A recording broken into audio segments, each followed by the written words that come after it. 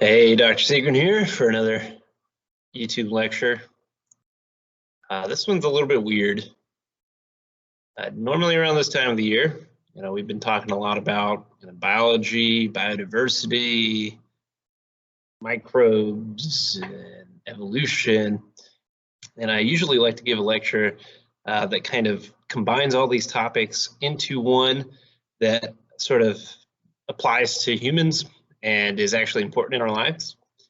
And the examples that I normally give have to do with zoonosis, which I'll get into what that is, and microbial evolution, again, which I'll get into what that is.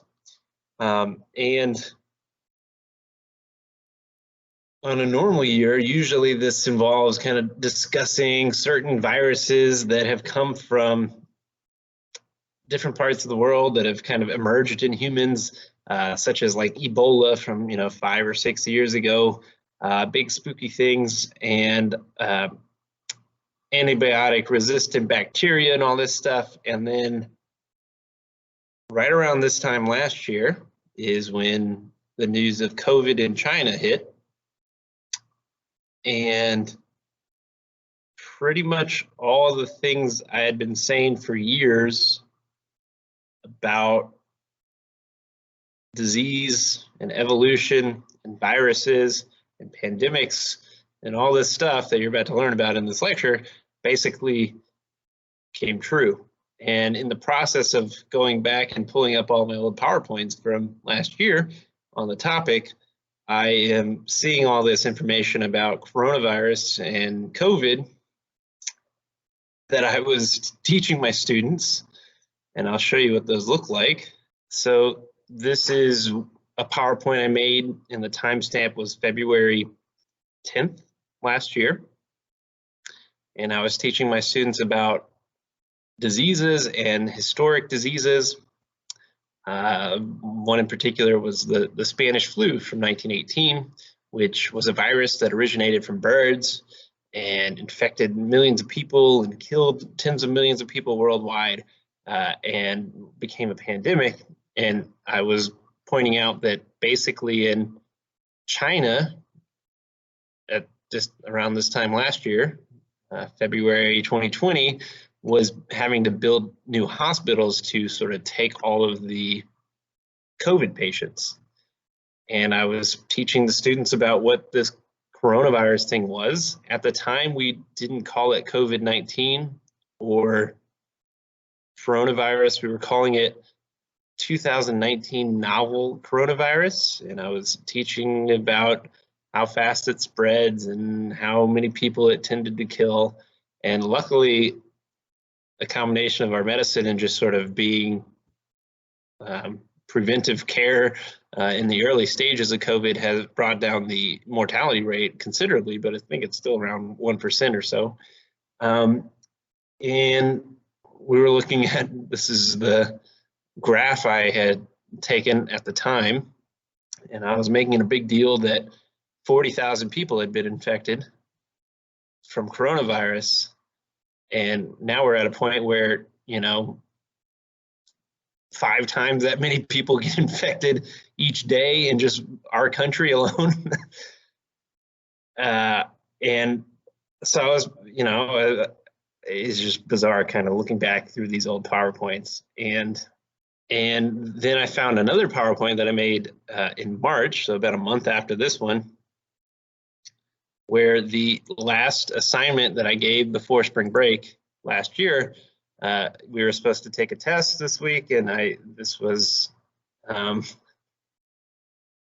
right before everything shut down. And my assignment I just put on a movie, and I told everybody not to touch anybody or try to cough or sneeze and get away from me, because the virus was already in Houston and nothing had been shut down yet, but it was clearly already here based off the data. And, not to get too personal here, but it was just a really strange time. I remember saying goodbye to some of my favorite classes of students, and the general reaction that I was getting from people was that I had gone insane. Dr. Seegren had lost his mind. He thinks he's never going to see any of us again. And it turned out I never did see any of my students again. School got shut down the rest of the year. Yeah, we did some online classes, but hardly anybody showed up to the Teams meetings or anything. So anyway, it's that time of year again to talk about this topic of disease, pandemics, zoonosis, and microbial evolution again. And this topic has already essentially just completely come crashing through all of our lives already in the last year. And it's just weird. It's weird in the sense that everybody thought either I was overacting or was crazy for all these years. And then it also kind of makes me wonder about all the other things that I'm worried about in the world, which everybody else doesn't seem to care about. And we'll go over those in the rest of the year here. This marks the transition of where we're talking about Earth and life on Earth and how Earth works to how those things influence humanity and what's in store for us in the future of humanity. So it's going to be an interesting second semester, I can tell you that, as you learn about this stuff. And, you know, I'm sure I had a lot of students in the past that thought this was all stupid, worthless, didn't matter. And then here comes COVID, and lo and behold, it all did matter in their lives. So let's get into it. Let's talk about some of this stuff. All right, zoonosis and microbial evolution will be the topic of today's lecture. Certainly important in the world. It's kind of strange. You know, when I've taught this, I didn't really make many modifications to the PowerPoint because I thought I kind of illustrated a point in a way. But in previous years, I talked about Ebola, and actually I would show some videos about Ebola, how basically about 5 years ago, about 30,000 people were infected with a virus, Ebola virus, just kind of came out of nowhere here in this part of Africa, and about 10,000 people died overall. Actually 4 people with this virus actually brought it to the United States, but were luckily quarantined, and it didn't really get out here. And I made the point of sort of asking, okay, how could Ebola just pop up out of nowhere here in Africa? And this has happened before in decades past. What's going on here? And the topic here is zoonosis. So a zoonotic disease is basically a disease that comes from an animal. It can be in nature, or it could be a domesticated animal. So something like a cow or a pig or a chicken or a dog or a cat. Any kind of animal. It's a disease that comes from an animal. And generally speaking, in nature, we say that there are reservoir species. These are species that live out in nature and carry viruses. And we'll get into that a little bit later, but pretty much all animals, plants, bacteria, fungi, whatever, have viruses and carry viruses and transmit viruses. And so there's all kinds of viruses out there in the world. And whenever one of these viruses or bacteria or anything else jumps over into a human, that is called zoonosis. So all of these sort of what we would call pathogens, these are microorganisms that cause disease, are basically out there right now in the world. They're constantly out there. Whenever one of them jumps over to a human and then begins jumping from a human to another human, we would call that zoonosis. And the kind of interesting thing here is that typically the disease is pretty harmless to whatever organism holds it out in nature. So for example, in nature, we find the Ebola virus in fruit bats, this little guy at the bottom. And to this fruit bat here, down here at the bottom, Ebola is kind of like a flu or a cold. It's not very harmless to them. When it gets into humans, basically about 1 in 3 die. And the way you die is actually it kind of gooifies your body. So all of your blood kind of seeps out of your veins and arteries and into your tissues, and you kind of turn into a big blood bag. You can tell somebody has Ebola usually because their eyes become all bloody because of all the blood that's kind of oozing out into their eyeballs. It is truly a horrible, horrible disease when it gets to humans, but in this fruit bat, it's perfectly fine. And bats spread Ebola from bat to bat to bat, and it just kind of goes around, and they don't seem to be affected as we are by it. Probably has something to do with their immune systems. And sometimes these bats spread it to other organisms out in nature, like monkeys, and humans actually in parts of Africa will eat both bats and monkeys, and this is how Ebola sometimes spreads into humans. And then once it gets into one human, it can spread into other humans.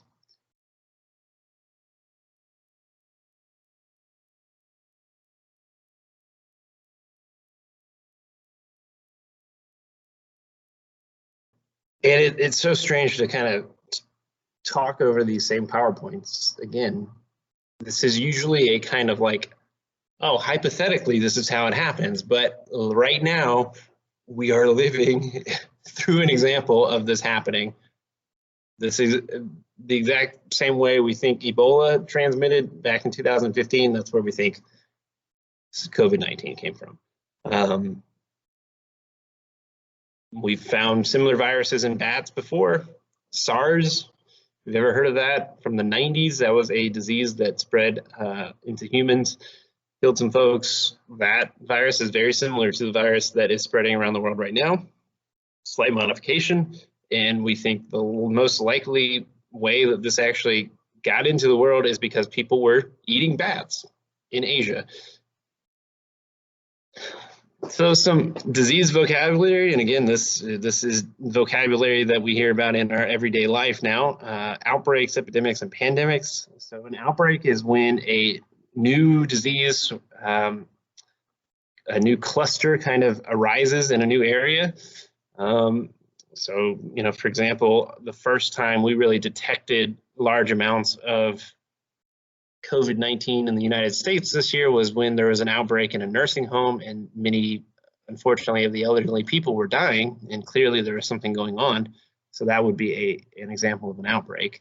Once it spreads pretty far and wide amongst a city or a country, then we would consider that to be an epidemic. And then basically once it's spread all over the world, that's considered a pandemic. And again, all as a refresher here, all of this stuff is these contagious diseases. The way that they actually spread is because they're caused by a microorganism. Organisms that are too small to see, those are microbes. We've already gone through all these examples last semester, but in case you weren't with us, we had viruses, bacteria, and protozoans are the most common that actually cause diseases. Viruses are the most simple, debatably aren't even alive. They just kind of take over a host cell and make copies of themselves using that cell against the host. Bacteria are actually sort of single cell, truly autonomous creatures. They can kind of swim around, eat things, do all that, but they can also do that in your body and make you very sick in the process. And then protozoans are also kind of like bacteria, but a little bit more complicated and a little bit more complex cells. So protozoans are kind of like small animals is one way to think about it. All of those can cause diseases, and all of those can be spread. You know, animals all around the world harbor viruses, bacteria, and protozoans, and when we come into contact with those animals, we can get those diseases as well. And again, there's actually a lot of examples of zoonotic diseases. These are when some kind of animal transfers a virus, bacteria, protozoan to a human, and then it spreads around. The HIV/AIDS pandemic is actually one such disease. You might have known that HIV comes from chimpanzees. And nowadays it's spread usually through, it's a sexually transmitted disease. It's also spread through drug use. So it doesn't come from chimpanzees anymore, but a long time ago, we think patient 0, which is basically the first human to be infected with HIV, was a hunter, probably in Africa, who hunted and killed chimpanzees for meat. And we've put the date back to somewhere in the early 1900s. That's where we think that patient 0 for HIV was. and probably cut himself in the process of butchering this chimpanzee that he had hunted. And it was just had died, so it still had living cells and living viruses in its body. And as he was probably cutting it up, maybe he cut himself in the process, and there was a blood-to-blood transfer, and the rest is history. He went home, he spread it around his village, and then that somehow got spread to the next village and the next village, so on and so forth. And now it's worldwide pandemic, killing millions of people. I think you've probably already heard the idea that COVID-19 didn't come from bats. It actually came from a laboratory, that it was escaped or something like this. It's a pretty common conspiracy theory. I suppose it's possible, but ultimately there's no way Ebola came from a laboratory. There's no way SARS-1 came from a laboratory. There's no way HIV came from a laboratory. Some of these diseases existed before there were even microbiology laboratories in the world. So technically it's possible, but the more likely scenario is that the way all these other zoonotic diseases came into existence and these other previous pandemics, outbreaks, epidemics came into existence is the same as the current one. To illustrate that, I just wanted to give you some examples of other diseases that come from animals that are transferred into humans. So let's go through a little list here. We've got Lyme disease. It's a bacteria carried by ticks. It infects people's nervous system and causes all kinds of issues throughout their lifetimes. Q fever is a bacteria carried by goats. There were hundreds of people infected, but it's usually not very deadly to people. Usually it's farm workers working around these animals that will get this bacterial infection. Luckily, it's pretty treatable, but it's not uncommon. Psittacosis is rarer in the world, but it used to be more common. They found it because there were some mysterious deaths of children who all were around parrots, and they realized that there was a bacteria in the parrot that was being transferred to the children and potentially is deadly. Now, usually the parrot trade kind of monitors for this, and it's not very common anymore, but it still exists in the world. Toxoplasmosis is kind of a crazy idea. Pretty much every cat, certainly if it goes outside, probably has toxoplasmosis. This is an actual parasite. It's a protozoan, so it's kind of like a little tiny microscopic worm, for lack of a better word. And most cat owners at some point in their lifetime are also exposed to this worm. This one lives in your nervous system and your lymphatic system of your body. And luckily for the vast majority of humans, they exhibit no symptoms and it does really no damage whatsoever. But in some extreme cases, for the elderly, for very babies, this is why they tell pregnant women not to handle like cat feces and stuff like that. If you've ever heard. It's because of this parasite. It can do some damage. But, I had a cat growing up, so I probably had toxoplasmosis at some point in my lifetime, and I just didn't have any symptoms from having this parasite. Crazy. Here it is, SARS-1. Killed some thousands of people back in the 90s. Started somewhere in China also, and could have come from bats. It also could have come from eating this creature. This is called a civet, and this was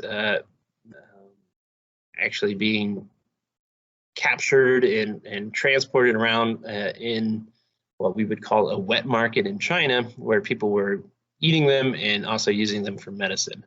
And presumably it harbored this virus that spread into the humans and then spread from human to human. And that was a precursor to today's COVID-19. That one didn't get out of control. Today's clearly has.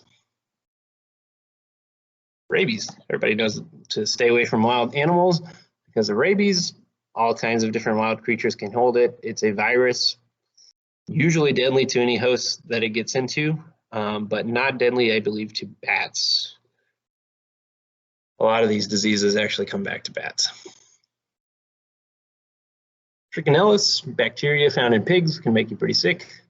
Bird flu, I think we've all heard of that. There's also swine flu, which is a version of the flu in pigs and basically birds. It's a similar virus to our own.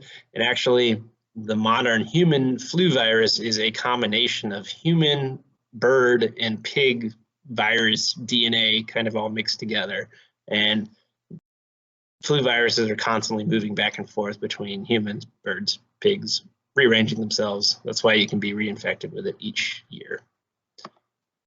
Zika virus originally seems to be held by monkeys in parts of Africa and now spread into South America and around the world. Luckily, seems to be pretty harmless to most people, but for a while there, we weren't really sure, and it seems like it can cause some deformation in pregnancy to newborn babies. Salmonella, that's a pretty common bacteria. It lives on all kinds of different animals, and yeah, it's very common bacteria, but it's definitely a zoonotic. Hendra virus, it was originally found around, I think, Australian horse races. Bats were roosting above horses and passing this virus to horses, and then sometimes the horses would pass it to their owners, and a few people in Australia some years back died from this random virus that was spread through bats and horses. Marburg virus, also carried by bats, similar to Ebola, kind of one of those that makes you turn into a big blood bag as you slowly die. Hemorrhagic fever is what those are called. And some very unfortunate people that sometimes go hiking around in caves in Africa have come down with this. It's super, super deadly. West Nile virus, you might have heard of. That's actually carried by little bitty Tweety birds, spread around different birds, sometimes to domestic birds like chickens and ducks, and spread to humans as well. And then it can be spread from human to human. Good stuff. Bubonic plague. Well, everybody knows about that one, right? Killed millions upon millions of people back in the Dark Ages. So many people piling up dead on the street. Killed 1 out of every 3 people in Europe. Devastating time. Well, you also know about the bubonic plague, that it was carried by rats and fleas. It's a bacteria, still around today, still carried by rats and fleas, still kills people. More treatable than it was in the Dark Ages. Last but not least, MERS. That is another one that's very similar to SARS. It's a coronavirus carried by bats and camels in the Middle East, and is actually more deadly than SARS and infects people quite a lot, but typically doesn't spread human to human. So all that's to say is that zoonotic diseases are really, really, really common in the world. And most people don't have a clue on this topic. And just to kind of, again, I've been teaching this for like 4 years, and then it actually happened. I've been trying to kind of warn and prepare people for the eventuality that these diseases are going to be more and more common, because most human contagious diseases come from animals. And again, microbes are the dominant life form on Earth. There are so many different viruses and bacteria out there that it's just a matter of time before they find their way into humans. And so they are constantly finding and exploring new environments to thrive in, and that goes for our bodies as well. Which takes me to one of my kind of final wrap-up moments for the zoonotic topic, zoonotic diseases topic, is that I think most people, viewed 2020 and COVID-19 as just kind of this random thing. Oh my gosh, I can't believe this is happening to us. What crazy times. Well, 2021 will be better, and yay ha. And people need to realize that this was not some random chance event. We know that nature is teeming with viruses and bacteria. We know they can infect humans, yet we have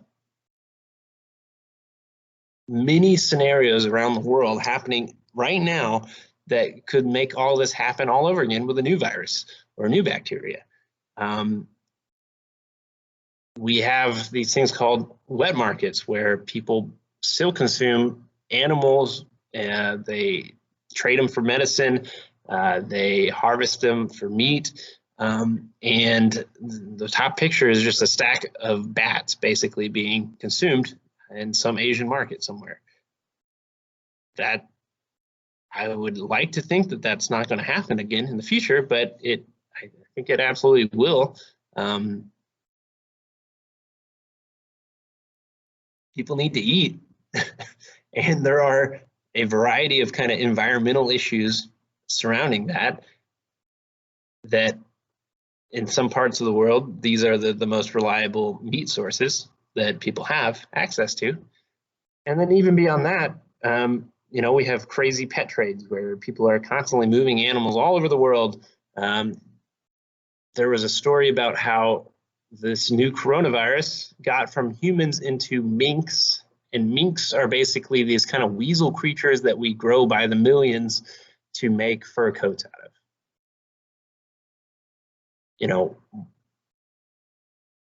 Why on earth are we growing millions of little weasels, transporting them around, coming in contact with them constantly, the farmers are, when we know that they probably carry their own viruses and spread their own viruses? And we also have these massive factory farms.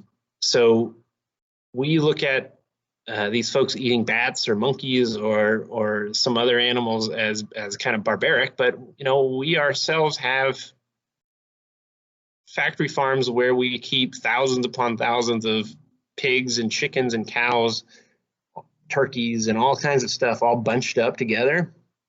And of course, all those things have viruses, and of course those viruses are circulating, and we're giving them tons and tons of opportunities to spread and mutate and get into humans.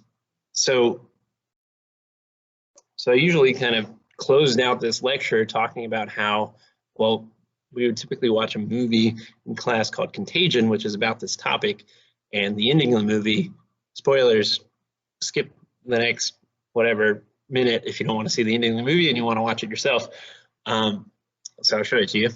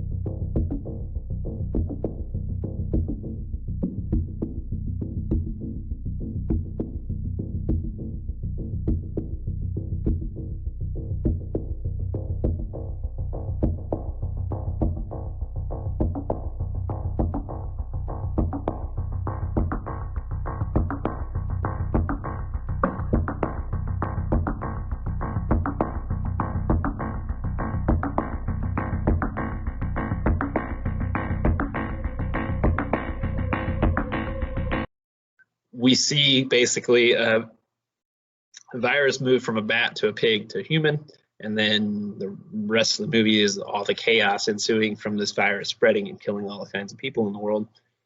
Basically the same thing that just happened with COVID-19. And when we're done watching the movie, I was saying that could be happening right now in the world. We could have a novel virus that is spreading into the human for the first time and is going to spread to another human, to another human, to another human, and take over the world. Shut everything down. Everything's going to go crazy. I've been saying that year after year after year, and then it actually happened. And then, okay, so it actually happened. Are we actually changing anything about how we do any of this stuff in the world? It's going to happen again. Sorry, I'm being a little dramatic here, but it's like, we're going to have other topics that we talk about in this class, things like pollution and global warming, and all these things. And it's like humans have gone insane with the things that we're doing in the world that we think we can keep doing forever. Speaking of which, let's talk a little bit about microbial evolution. We've talked about microbes, zoonosis, evolution. Let's kind of weave it together. Is there any insight that we can think of with our new knowledge of evolution and microbes about the future of COVID-19? And on another topic, which is antibiotic resistant bacteria. So I'll wrap this up here shortly. So yes, just like in our last YouTube video about evolution, viruses are a living organism and they absolutely can mutate and evolve.